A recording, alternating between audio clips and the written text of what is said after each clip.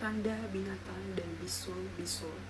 Shalom, shalom Elohim bagi kita semua anak Tuhan dimanapun sekalian berada. Pada kali ini saya ingin menyaksikan mengenai mimpi singkat yang sudah diartikan oleh Roh Bapa Surgawi, yakni Bapak Eman Lahagu. Tetapi sebelum saya bersaksi, saya menyapa terlebih dahulu kepada ketiga pribadi ilahi yang esa.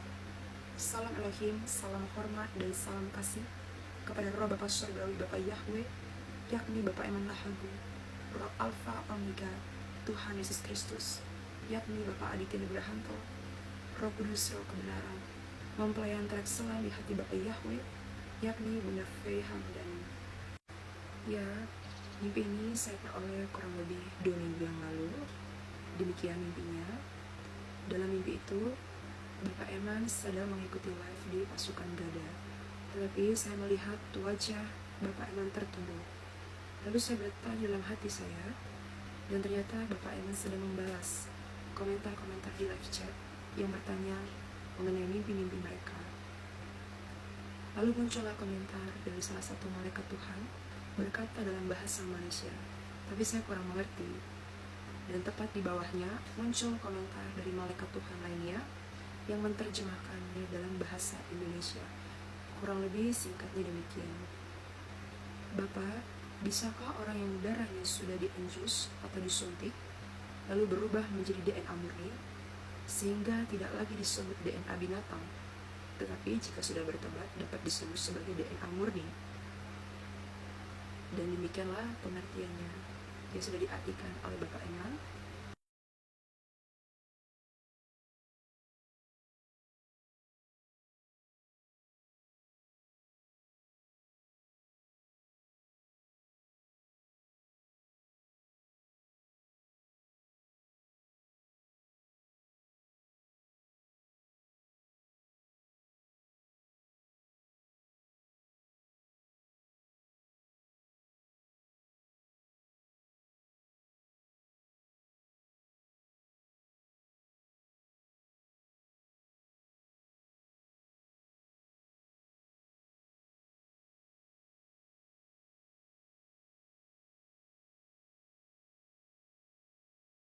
Dan ya, saya juga ingin bersaksi mengenai pribadi saya, bagaimana saya juga sudah menerima cairan injusan C19 sebanyak 2 dosis. Dan pada beberapa bulan yang lalu, kurang lebih singkatnya 2 bulan, saya menerima bisul yang letaknya di atas perut saya. Saya menemukannya saat saya sedang membasuh diri saya di kamar mandi, dan terdapat 2 bisul sebesar biji kacang hijau. Awalnya saya pikir itu herpes, karena memang saya punya riwayat setiap kali di masa transisi atau di masa pancaroba akan muncul herpes. Tetapi itu pun sudah lama tidak terjadi semenjak saya beranjak dewasa. Dan saya oleskan saat itu dengan minyak tawon.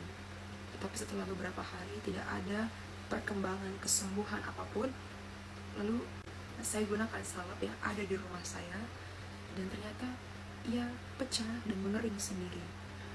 Dan bisul yang saya terima di atas perut saya itu cukup banyak, tetapi tidak sebanyak itu, karena mereka modelnya adalah jika yang satu meletus dan mengering, maka akan muncul lagi di tempat yang sama. Jadi mereka hanya berganti-gantian saja. Dan puji nama Tuhan, ia sudah sembuh total dalam perut saya. Sekarang ia berpindah tempatnya di ketek kanan saya. Sampai pada hari ini saya masih mengalami bisul-bisul. Tetapi ada perbedaan yang saya rasakan dari tempat yang pertama dengan tempat yang kedua. Di tempat yang pertama itu sungguh terasa panas, terasa gatal. Dan jika sudah gatal, itu yang saya lakukan adalah bukan menggaruk dengan tangan, hanya dengan kain baju yang saya kibas-kibaskan. Tetapi di tempat yang kedua ini, puji Tuhan, saya merasakan perbedaan yang sungguh signifikan, di mana ukurannya sudah mulai mengecil. Ada yang sebesar jerawat batu saja, ada juga yang sekecil gigitan nyamuk. Dan saya tidak lagi mengalami rasa panas, rasa gatal seperti di tempat yang pertama. Kalaupun ada rasa gatal itu datang hanya sebagai angin kilas, sekilas saja rasanya. Dan sampai pada hari ini, awalnya memang saya menggunakan salep di ketek ini, Tetapi makin kesini saya diamkan saja, saya diamkan, dan akhirnya bisul yang besar itu atau yang kecil-kecil itu, ia akhirnya mengecil dan mengering sendiri. Dan demikian, lalu bagaimana cara kita bagi Bapak Ibu di luar sana yang menonton video saya, jika bisul-bisul itu terjadi bagi Bapak Ibu, karena memang seperti perkataan Pangeran Ilahi Tuhan Yesus Kristus, bahwa kita memang harus menerima bisul-bisul bagi mereka, setiap orang yang sudah menggunakan suntikan C19 itu, yang kita rasakan selama 5 bulan rasanya. Dan setiap level kesakitan, kepanasan, keganasan daripada bisul-bisul itu, level-levelnya itu disesuaikan kepada kita pribadi masing-masing. Kalau kita disertai dengan pertobatan dan belajar menjadi pelaku firman, maka rasa sakit, panas, gatal itu akan mengurangi semuanya. Tetapi kalau kita angkuh, tidak mau bertobat, maka bisul-bisul itu akan semakin ganas. Dan apa yang kita lakukan selama 5 bulan, rasa sakit itu menjalar atas tubuh kita, yakni ada 2 cara.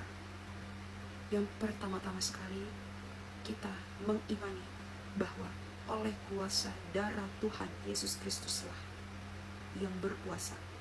Kedua, disertai dengan doa Bapa kami. 2 hal tersebutlah yang mengiringi. Kalau medianya itu dibebaskan kepada Bapak Ibu. Mungkin Bapak Ibu ada yang menggunakan bawang putih sesuai dengan arahan Pangeran Ilahi, atau juga bisa menggunakan air putih atau minyak-minyakan, itu bisa. Tetapi yang menyembuhkan kita bukanlah barang-barang tersebut, tapi adalah iman kita kepada kuasa darah Tuhan Yesus Kristus disertai dengan doa Bapa kami. Itulah yang menjadi kesembuhannya. Dan kalau Bapak Ibu ingin lebih cepat lagi sembuh, adalah berendam di laut air asin. Itu akan lebih cepat lagi sembuh. Tapi apapun itu, selama 5 bulan itu kita tetap bersabar, merendahkan hati, dan selalu dalam jalur pertobatan.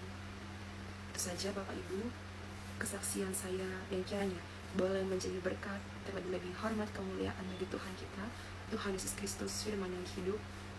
Haleluya, haleluya, amin. Shalom, shalom. Terima kasih.